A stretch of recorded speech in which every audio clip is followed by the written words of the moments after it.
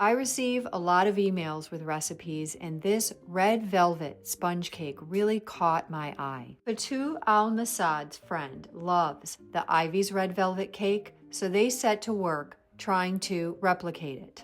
The recipe also includes a sugar syrup for soaking the sponge and a cream cheese buttercream for filling and covering the cake. The buttercream is very unusual as it includes a very low percentage of 10x or powdered sugar. I like this idea because I find most cream cheese icings to be very, very sweet, too sweet.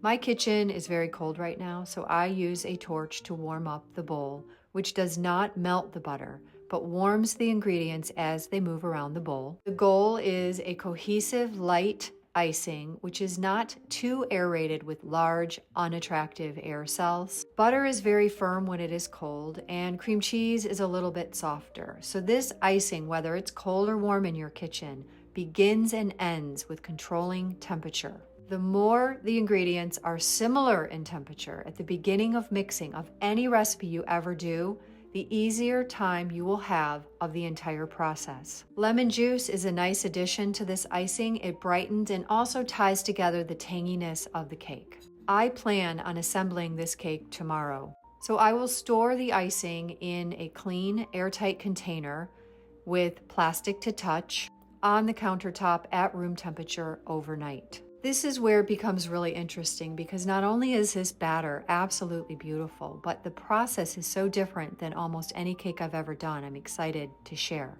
Pan prep is simple, and I always cut parchment into squares because it's easy, and the parchment does not need to go all the way to the edges to do its job. The eggs have been allowed to come to room temperature, but because my kitchen is cold, I notice with my hand, one of the best tools that we possess, that the bowl has become cold during mixing. So I did use a torch to warm up the tools. In order to build a stable egg foam, I used the whip attachment on medium, and I took as much time as the eggs needed to get light in color and thicker. Once the eggs are at a nice thickness, I turned down the machine to low and slowly drizzled in a neutral flavored grapeseed oil. It's a very high percentage, which means in order to maintain a good emulsion, you are going to have to be patient and go very, very slow. Just when I thought the batter couldn't hold anymore, I added the whole fat Greek yogurt. In order to make the batter receive more ingredients, I stop often and scrape both the tools and the bowl. I switched to a paddle attachment before adding the dry ingredients, which I sifted into the bowl on low in thirds. I made sure the batter was cohesive, and then I poured it into 3 8-inch prepared pans. I set my oven to 320 Fahrenheit, and it took a little longer than 35 minutes to bake them all the way through. A cake that is baked all the way through, when pressed with the finger, will bounce back immediately. After approximately 10 minutes of cooling time, I flipped the cakes out and let them cool all the way, at which point I immediately covered them twice in plastic wrap.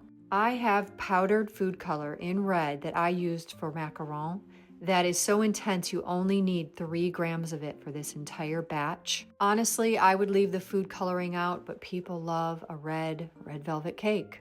When I cut into a cake, I think of the overall effect. The cake is a bright red, the frosting is white, and the sugar petals are sort of a muddy pink. So in order to bring the colors together, I added 2 new colors to the petals, a bright orange and bright pink. So tomorrow I am going to torte this cake, add the syrup, fill it, crumb coat it, ice it, and decorate it with these wonderful sugar petals. I've spent a bit of time with this heirloom recipe now, and I cannot wait to cut into it and report back on the taste and texture tomorrow. Stay tuned.